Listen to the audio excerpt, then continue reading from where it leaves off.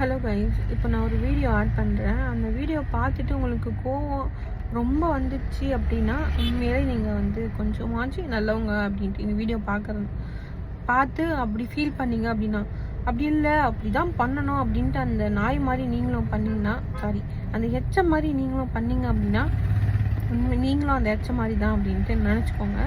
So நீங்கள் நல்லவங்களா கெட்டவங்களா அப்படின்ட்டு இந்த வீடியோ ஒரு 50% உங்களை தீர்மானிக்கும்.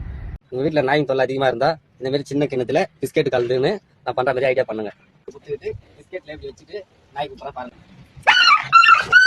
ஆ பண்றா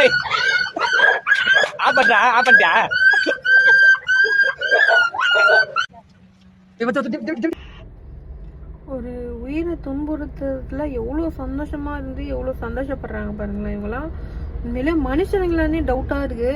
ஸோ ஒரு வாயில்லாத ஜீவனை அதுக்கு சாப்பாடு கொடுக்குறீங்க, அது நம்பி அது சாப்பிடுது, நமக்கு சாப்பாடு கொடுக்குறாங்க அப்படின்னு சொல்லிட்டு அந்த நம்பிக்கையை உடைக்கிற மாதிரி இவ்வளோ கேவலமான ஒரு விஷயம் பண்ணுறாங்க. இதே மாதிரி நீ குடிக்கிற, நீ சரிப்பட்டு இல்லை அப்படின்னு சொல்லிட்டு உன் ஒய்ஃப் இந்த மாதிரி சோத்துல அந்த மாதிரி பண்ணா, உனக்கு விஷத்தை கலந்த உன்னை சாவடிச்சா உனக்கு எப்படி இருக்கும்? ஏன்னா இப்போ இவ்வளோ சைக்கோவா ஆவறாங்கன்னு தெரியல மனுஷனுங்க. இதுல வேற மாலைலாம் வேற போட்டிருக்காரு. அதுக்கெல்லாம் உனக்குலாம் தகுதியே கிடையாது நீலாம் மாலை போடுறதுக்கு.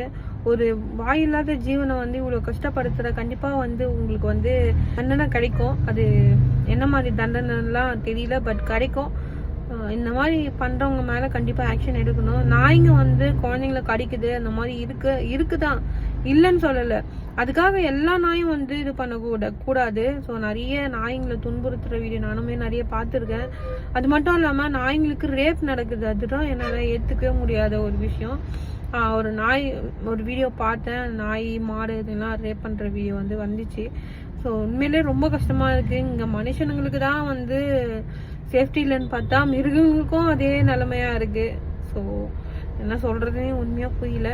இந்த மாதிரி பண்ணாதீங்க. ஒரு வாய் இல்லாத ஜீவன் உங்களுக்கு பிடிக்கலன்னா விட்டுருங்க, அது கண்டுக்காதீங்க, விட்டுருங்க. அதுக்கு நீங்க வீட்டுல ஒரு 2 வாட்டி நீங்க போன்னு தேத்தி விட்டா அது போயிடும், வராது.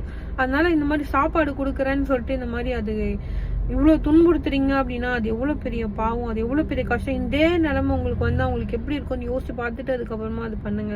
இது வேற வீடியோ எடுத்து சோசியல் மீடியால வேற அப்லோட் பண்றீங்க. சரி, இந்த மாதிரி சைக்கோஸ்லாம் இன்னும் நிறைய பேர் நம்ம நாட்டுல இருந்துட்டு தான் இருக்கிறாங்க.